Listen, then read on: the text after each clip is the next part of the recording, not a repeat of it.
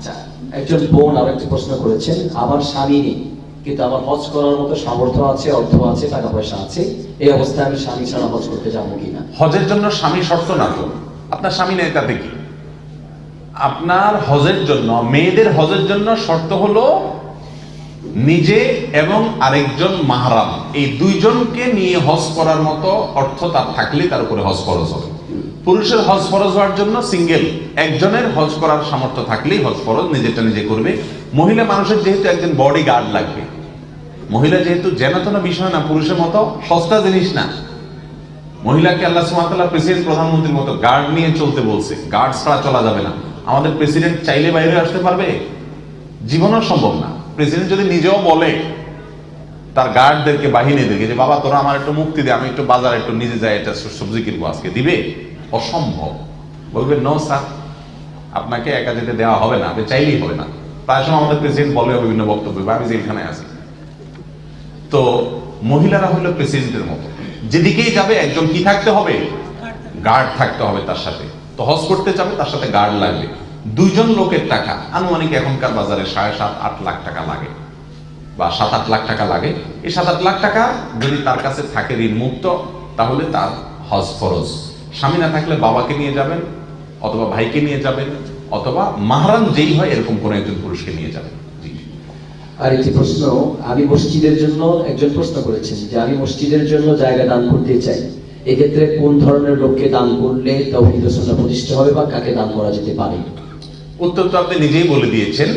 যারা তাওহীদ এবং সুন্নাহকে প্রতিষ্ঠিত করতে চায়, নিজেদের ভিতরে ধারণ করে, তাওহীদের কথা বলে, সুন্নাহর কথা বলে, শিরক থেকে বাঁচে, বিদআত থেকে বাঁচে, তাদের হাতে আপনি তুলে দিলে ইনশাআল্লাহ বিদিনিল্লাহ আপনার মসজিদ নিরাপদে থাকবে।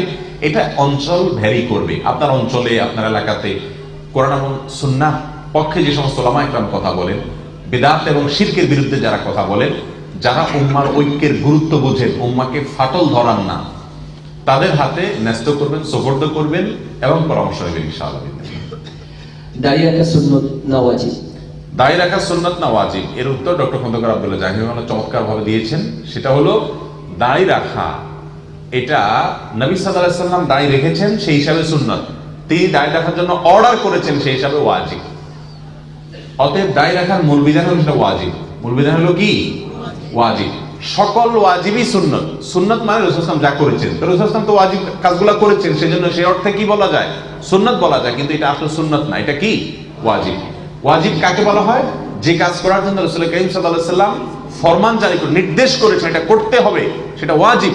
আর যেটা ফজিলত বলছেন এটা করলে সওয়াব আছে, তার মানে এটা না করলে তেমন কোনো অসুবিধা নেই। সরাসরি নির্দেশ দেন নাই, সফটলি বলেছেন, ওইটা হলো সুন্নাত মুস্তাহাব। আর দাড়ির ক্ষেত্রে কোনো সফটলি বলেন নাই, তিনি বলেছেন আফুল্লোহা, দাড়িকে তোমরা লম্বা করো, আর খুল্লোহা, দাড়িকে তোমরা ছেড়ে দাও। অতএব দাড়ি সম্পর্কে যত হাদিস আছে সবগুলো হলো নির্দেশ, অর্ডার। আর তার অর্ডার মানা করা কি? ওয়াজিব। এটা দাড়ি লম্বা করা উচিত। জি। আরেকটি প্রশ্ন আমার কাছে না, আমাদের শেখের কাছে পড়েছে, মানে বলেছে বাবা মারা ছেলেদেরকে বিয়ে করাতে দেরি করে কেন? দেরি করে এই জন্য যে ছেলে মেয়েদের বিয়ের ফজিলত বাবা মারা বুঝেন নাই, সেজন্য দেরি করে। হয়তো উপযুক্ত হয়নি, এরকম হতে পারে। যে উপযুক্ত তো আসলে হইছে, না হলে প্রশ্ন আসতো না। নাবালেগ হলে তো আর এটা বলতো না। শুধু শারীরিক উপযুক্ত, পাশাপাশি অন্য ব্যাপার। দেখুন, মা বাবা যদি দিন বুঝে থাকেন, ওমর রাদিয়াল্লাহু তাআলা আনহুর একটা উক্তি শুনেন। ওমর রাদিয়াল্লাহু তাআলা আনহু কোন একটা কিতাবে লিখেছে, তিনি বলেছেন আজাবান আজাবান লিমান তলাবাল গিনা মিন গায়রি নিকাহ। আমার আশ্চর্য হয় ওই লোককে দেখে যে লোক ধনী হইতে চায় অথচ বিয়ে করে না। বিয়ে না করলে ধনী হবে কোত্থেকে? আমি আমার কথা বলি, আমি বিয়ের আগে 3000 টাকা বেতনের শিক্ষকতা করতাম মাদ্রাসায়, আর 2000 টাকা বেতনের খতিবগিরি করতাম, সব মিলে 5000 টাকা আমার মাসিক ইনকাম। বিয়ে করার 1 মাস পরেই আমার ওই 5000 টাকার পাশাপাশি 20,000 টাকা বেতনের একটা চাকরি হয়ে গেল, ইমামতি খতিবগিরি। বিয়ের 1 মাস পরেই বাচ্চা হয়ে গেল, সে ইনকাম বাড়তে বাড়তে, আর ওটা ফিগারটা আর বললাম না, অনেক দূর হয়ে গেছে। আবার যদি রাতে ডাকাতি ধরে বলার উদ্দেশ্য হলো, বিয়ে করলে দারিদ্র দূর হয় আলহামদুলিল্লাহ। বিয়ে করলে কি হয়? অভাব দূর হয় আলহামদুলিল্লাহ। এটা মা বাবার বোঝা উচিত। আর লেট ম্যারেজের ক্ষতি অনেক বেশি, অনেক বেশি। বিয়ে যত তাড়াতাড়ি করে তত ভালো। তবে হ্যাঁ, একেবারে আপনার মাত্র বালেগ হয়েছেন এখনই বিয়ের জন্য আপনার ছোটাছুটি করা উচিত না। মা বাবার উপরে ন্যস্ত করা উচিত। যদি তারা খুব বেশি লেট করছেন মনে হয়, খুব বেশি বাছাবাছি করছেন মনে হয়, ওই যে বললাম এই জন্য পরিবারকে দিন দিতে হয়, ওলামায়ে কেরামের তত্ত্বাবধান থাকতে হয় পরিবারের উপরে, তাহলে ইনশাআল্লাহ সহজ হয়। জি আরেকজন ভাই প্রশ্ন করেছেন, প্রশ্ন না উনি আসলে একটা অনুরোধ একটু করেছেন। বলি, সে এই বিয়ে নিয়ে একটু আগে আমাকে এক ভদ্রলোক আজকে সারাদিন আপনাকে কতবার যে ফোন দিচ্ছে, যন্ত্রণা দিই, কালকে থেকে ফোন দিচ্ছে, 2-3 বার ধমক দিলাম, ভাই এভাবে ফোন দিয়েন না। উনি আমেরিকা থেকে আসছেন, বিয়ে নিয়ে সমস্যা, ওনার মা বাপকে বুঝাইতে হবে, উনি বিয়ে করতে চান, মা বাপ বুঝতে রাজি না। আমাকে এই ঘন্টাখানেক আগে ফোন দিলেন যে ভাই আমি সিলেট থাকে, উনি আসা যাওয়ার বিমান টিকিট দিচ্ছি, মা বাপ তো আসতে রাজি না, আপনি একটু আসেন। আমরা বিমান টিকিট দেওয়া লাগবে না, 8 তারিখে এমনি আমার সিলেটের প্রোগ্রাম আছে, আপনি অ্যারেঞ্জ করেন। খুশিতে আটখানা। আমরা আপনার বাপ মা এগুলার আইন আমার সামনে হাজির করেন, বাকি কাজ আমার দায়িত্ব ইনশাআল্লাহ। কন্টাকে আসবো, দেখি কত দেয়। তাহলে যারা মা বাপকে রাজি করতে পারছেন না তাদের জন্য সুবর্ণ অফার দেওয়া থাকে। আচ্ছা মাশাআল্লাহ, আমাদের এক ভাই একটু অনুরোধ করেছেন, নামাজের কাফারা নিয়ে বর্তমানে একটা ফিতনা চলছে, নামাজের কাফারা অর্থাৎ কেউ মারা গেলে তার নামাজের কাফারা দেওয়া হয়, এই বিষয়টা দূর করার জন্য যদি কিছু বলতেন উনি অনুরোধ করেছেন। জি, সালাত আদায় না করলে তার কাফারা দেওয়া লাগবে কিনা। আমাদের দেশে ওলামায়ে কেরাম, ওলামায়ে আহনাফ, হানাফি মাযহাব আমাদের দেশে বেশিরভাগ ওলামায়ে কেরাম ফলো করে থাকেন আলহামদুলিল্লাহ। হানাফি মাযহাবের দৃষ্টিকোণ থেকে সালাত যদি কেউ আদায় করে যেতে না পারে, মারা গেছেন বাবা মা কিন্তু তিনি সালাত আদায় করতে পারেন নাই অসুস্থতার কারণে, তাহলে যে কয় ওয়াক্ত সালাত বাদ গেছে ওই কয় ওয়াক্ত সালাতের জন্য একটা করে রোজার যে ফিদিয়া, ওই পরিমাণ কাফারা তিনি আদায় করবেন। এটা হলো আমাদের দেশে ওলামায়ে কেরামের ফতোয়া বা ফিকহে হানাফির ফতোয়া।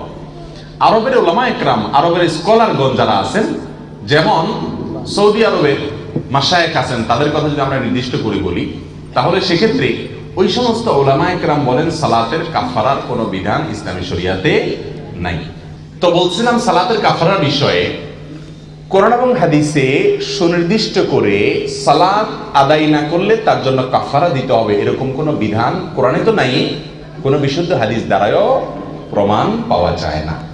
সিয়ামের ব্যাপারে আল্লাহ সুবহানাহু ওয়া তাআলা বলেছেন যে ওয়ালাল্লাযীনা ইউতীকুনাহু ফিদিয়াতুন তাআমু মিসকিন, যারা সিয়াম রাখতে সক্ষম নন, শারীরিকভাবে আনফিট,